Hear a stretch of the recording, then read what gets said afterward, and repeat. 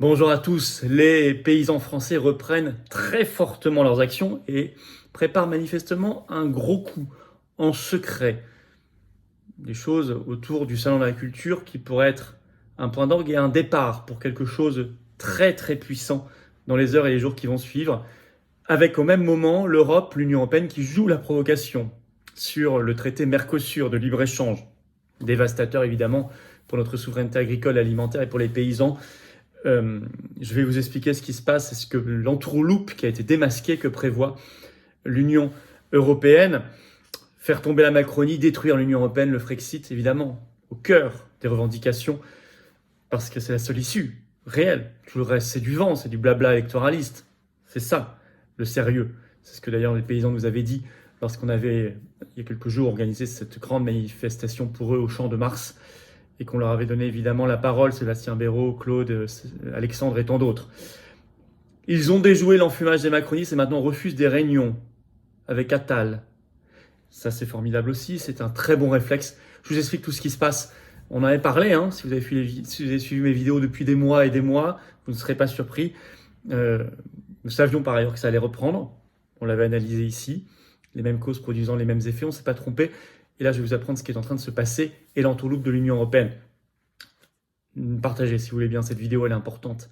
N'hésitez pas à vous abonner à cette chaîne YouTube en cliquant sur s'abonner en dessous, un petit clic, c'est gratuit. Vous êtes abonné à la chaîne et grâce à votre abonnement, hop, les vidéos circulent mieux, sont plus recommandées. On va toucher des nouvelles personnes qui vont nous découvrir. C'est comme ça, concrètement, qu'on crée nouveaux résistants. Ou peut-être réabonnez-vous si YouTube vous a désabonné, c'est à vous de vérifier, ça peut arriver.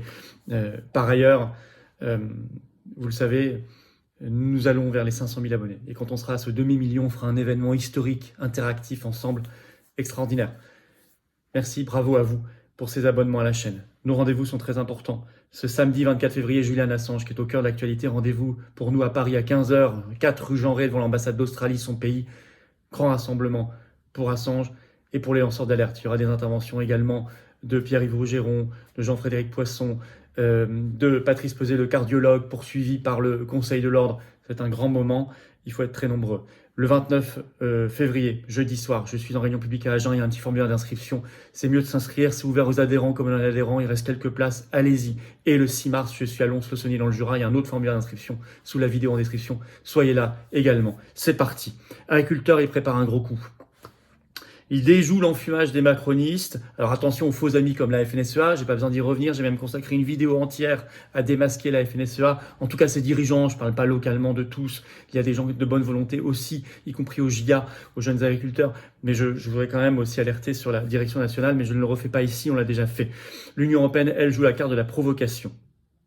C'est elle qu'il faut détruire avant qu'elle nous détruise.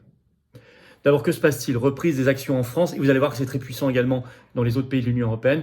Les macronistes se prennent une baffe.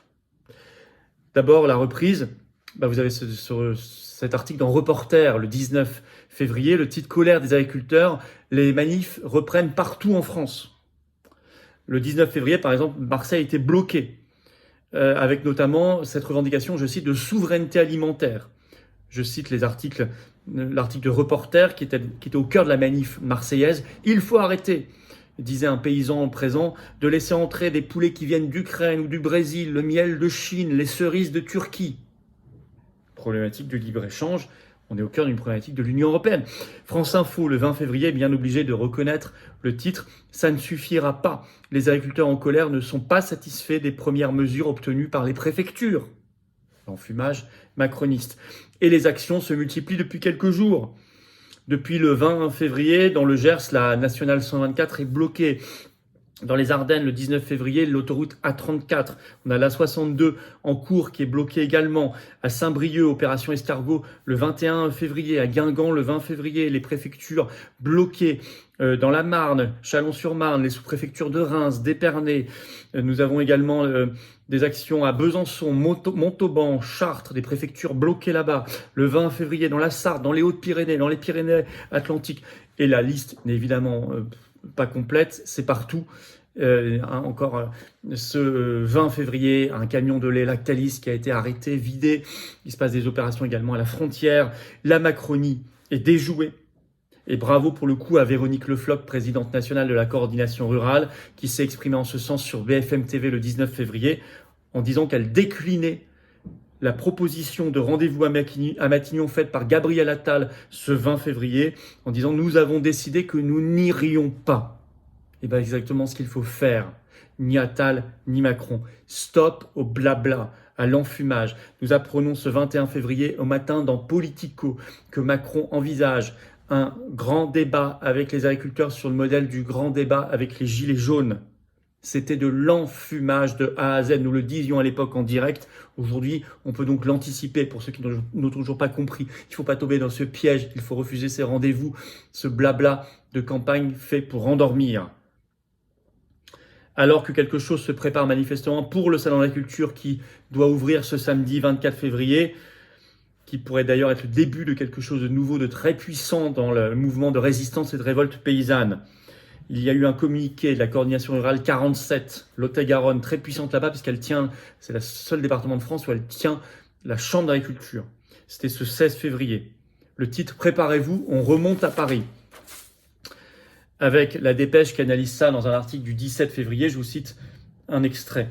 Les stands des banques, les administrations affiliées à l'agriculture pourraient également être visés. Dans 10 jours, il y a le Salon de la Culture à Paris, déclaré José Pérez, coprésident de la CR47.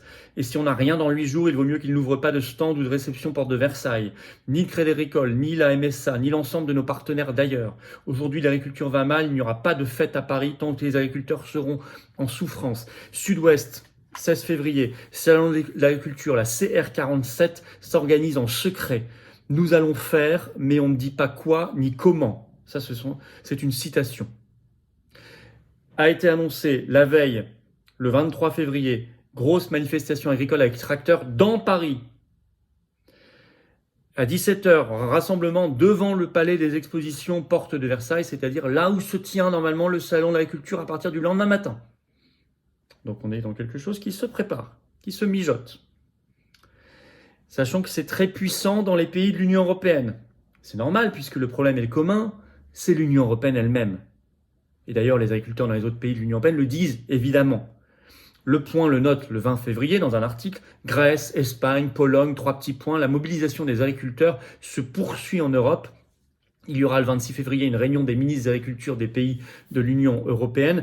Le 22 février, il y a des grosses manifestations communes aux agriculteurs de République tchèque, Slovaquie, Hongrie, Lettonie, Lituanie. Prague bloqué le 19 février contre la concurrence déloyale.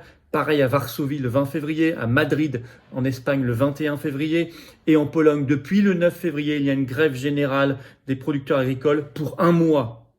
À tel point qu'ils bloquent toutes les importations agricoles venues d'Ukraine, ils vident des camions, j'ai partagé les vidéos. Et ce 20 février, l'Ukraine a menacé de bloquer les importations agricoles venant de Pologne. Ça s'envenime, mais c'est normal. L'Union européenne provoque par la tromperie au même moment. L'entourloupe. C'est Euractiv qui a craché le morceau, site spécialisé le 13 février, sur l'accord de libre-échange Union européenne-Mercosur. Vous savez, Mercosur, c'est Brésil, Argentine, Uruguay, Paraguay serait le plus gros accord de libre-échange de l'histoire du monde. L'accord UE-Mercosur ne devrait pas être conclu avant les élections européennes, nous dit cet article, mais juste après.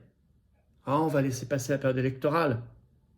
Oui, mais moi je suis tête de liste aux élections européennes le 9 juin, avec la grosse liste de rassemblement souverainiste pour le Frexit, avec les patriotes. Et ça, on le fait sortir. Et nous, on est dans les mobilisations, et vous inquiétez pas, on vous oubliera pas, que vous fassiez avant ou après, on est là. Et on le dira aux Français, très massivement, et on le dit, et on l'a dit. Et on le fera dans la rue, y compris. Et au porte-à-porte, et partout. Et sur les blocages. Alors, nous dit Euractiv, la source, ce sont des parlementaires français et allemands au fait du dossier. Le plan prévu, je vais vous le lire. C'est dans l'article, l'entourloupe prévu de l'Union européenne. C'est dans l'article d'Euractiv. Je cite, la Commission européenne, disposant d'une compétence exclusive sur les volets commerciaux des accords de libre-échange. Ça, je vous l'ai toujours dit. Les États membres n'ayant dès lors qu'un poids politique. Écrit Euractiv, propose d'accoler un acte additionnel contenant des clauses sociales et environnementales. L'accoler donc à l'accord de libre-échange. L'acte est néanmoins non contraignant, lui. Alors l'accord, il est juridiquement contraignant, mais pas les espèces de clauses verbales à côté social, environnemental. Ça, c'est non contraignant, écrit Euractiv. Dès lors, insuffisant pour les États européens opposés à l'accord, quand les pays du Mercosur accusent l'Union européenne d'immixtion dans leurs affaires internes. La dernière salve de négociations a de nouveau échoué fin janvier, début février. La défiance française, notamment revigorée par la grogne du monde agricole. Selon la Commission européenne, les discussions auraient toutefois repris. Déjà, précise Euractiv. Je continue. Le travail continue, a déclaré en ce sens le 8 février le vice-président exécutif de la Commission européenne en charge du commerce, Valdis Dombrovskis. Ça continue. Monsieur Dombrovskis était, est et restera prêt à se rendre au Mercosur si les négociations techniques ont suffisamment progressé pour qu'un accord politique soit à portée de main, poursuit pour Euractiv France le porte-parole de la Commission européenne. Je cite toujours, il faut passer à ce stade les élections européennes et l'irruption de la question agricole dans le paysage politique français. Après, il faudra voir si nous pouvons trouver des clauses pour amortir le choc que les agriculteurs français craignent, conclut M. Schmitt, qui est Nils Schmitt, le coprésident de l'Assemblée parlementaire franco-allemande. Vous avez vu ce qu'ils disent, c'est écrit en toutes lettres. On va vous faire une pipeau charte à côté non contraignante pour soi-disant vous rassurer sur les aspects environnementaux, sociaux, etc. On va laisser passer les élections européennes et ensuite on verra si ça suffit à apaiser la grogne agricole. Et Macron se soumettra, c'est un traître. Voilà le plan. Il est écrit en toutes lettres. Ah bien, c'est pas repris aux 20h, ni sur BFM TV, ce que je vous dis là, hein. D'accord. Mais vous avez l'information, et elle est précise et sourcée. Partagez-la. Alors moi je dis à nos amis agriculteurs, multiplions ensemble les actions avec le soutien, y compris logistique des Français, leurs véhicules comme les Patriotes l'ont fait, comme nous avons, nos militants étaient à la sortie des gardes à vue à Rungis avec à boire, à manger, etc. Mais c'est ça, c'est tout bête, on pourrait dire, non, ça ne l'est pas du tout, c'est très important. Et puis vous donnez la parole pour vos revendications. Nous, on organise, on a fait la grosse manif, la seule qui a été faite d'ailleurs, par un mouvement politique, je suis désolé, au Champ de Mars, il y a des milliers de personnes. Ils vous ont entendu, Sébastien Béraud, Claude, Alexandre, tous les agriculteurs libres, mais qui ont fait savoir leurs revendications de Frexit, de sortie de l'Union européenne, de renverser la table. Allez-y au Salon de la Culture, balancez tout, expliquez tout. Et moi, j'y passerai sûrement mardi d'ailleurs. Je balancerai tout. S'il a lieu. S'il n'a pas lieu, je respecterai évidemment. Ce sera avec plaisir. Certains disent on va bloquer l'entrée de Macron et Attal. Faites! Écoutez, vous êtes là pour défendre la souveraineté agricole et alimentaire de la France, mais aussi l'âme de la France, des milliers d'années de travail, de paysages façonnés, d'art de vivre. Dire les choses aussi clairement pour les élections européennes du 9 juin, où je suis tête de liste. Et évidemment, la seule issue politique avec un P majuscule, c'est le Frexit. Le reste, c'est de la perte de temps et de l'enfumage. Le reste, c'est de la perte de temps. L'exception agriculturelle, agricole, le Bruxit, la réforme interne de l'Union européenne, changer l'Europe, on va vous protéger. Les belles promesses verbales qui sont refaites tous les 5 ans, ou les mots qui ne veulent rien dire, parce qu'il y a un loup. Le Frexit, se barrer, sortir, reprendre en main notre souveraineté nationale, agricole, alimentaire, notre avenir, l'avenir de nos enfants et nos petits-enfants. Redonner un avenir aux paysans. Dans le respect des animaux, dans le respect de la nature, dans le respect de la France, ses habitants et du peuple. Et c'est ça qu'on propose. N'hésitez pas à être avec nous. N'hésitez pas à partager cette vidéo, à vous abonner en cliquant sur s'abonner à cette chaîne YouTube. Ça permettra un bien meilleur partage de la vidéo qui va toucher des gens qui vont nous découvrir. C'est un petit clic, c'est gratuit. Vous êtes abonné à la chaîne ou réabonné si YouTube vous a désabonné. Je vous en remercie. Je vous attends, patriotes, plus que jamais. La souveraineté agricole, alimentaire, la souveraineté nationale, le Frexit, notre libération, notre action concrète. C'est ça qu'on propose. Du rassemblement et de l'action concrète. C'est ça l'esprit, la philosophie des patriotes pour défendre des belles valeurs, des très belles valeurs de liberté, de souveraineté, de paix, d'avenir pour nos enfants, nos petits-enfants, les générations qui arrivent. Parce qu'on n'a pas le droit de ne pas se battre et de ne pas le faire dans l'action concrète et dans le rassemblement, et dans la clarté des convictions et du combat anti-oligarchique à 100%. On n'a pas les millions, les milliards, les banques, les médias du système. Il faut nous aider, il faut venir, il faut apporter votre force et enthousiasme. C'est magnifique. Il faut apporter vos convictions dès maintenant, pas demain. Vous pouvez adhérer, réadhérer ou faire un don. Adhérer, réadhérer, c'est facile. Réadhérer notamment si votre adhésion n'est plus à jour. Adhérer si vous êtes un nouveau et vous êtes le bienvenu dans cette grande famille patriote au vrai sens du terme. Adhérer, réadhérer, c'est le premier lien sous la vidéo en description pour le faire. Ce lien, je l'ai mis également en commentaire épinglé. Petite fiche maintenant sur l'écran et dans quelques secondes, un lien sur l'écran. Vous choisissez faire un don de soutien au mouvement. C'est le deuxième lien sous la vidéo en description. Ça permet de faire plus d'actions, plus d'affiches, de tracts, de mieux préparer les européennes qui coûtent très cher, faire plus de manifs, d'opérations coup de poing. Et on en a fait encore récemment devant la Commission européenne, Bayer, Monsanto et tout le reste, sur ces sujets-là notamment et tout le reste. Pfizer aussi, et tout le reste. BlackRock et tout le reste. Et on sera toujours là. Mais j'ai besoin de vous, je ne peux pas y arriver sans vous. On nous met des bâtons dans les roues, c'est évident. Mais avec vous, on peut y arriver, on peut déplacer des montagnes. Unis, les Français sont invincibles, ne l'oubliez pas. Adhérer, faire un don, ça permet d'être défiscalisé pour vous aux 2/3. Vous mettez 100 €, ça enlève 67 € de vos impôts. Vous mettez 30 €, ça enlève 20 € de vos impôts. Vous mettez 3 000 €, ça enlève 2 000 € de vos impôts, etc. Énorme bravo aux donateurs, aux adhérents, bienvenue aux nouveaux adhérents patriotes et vive la France.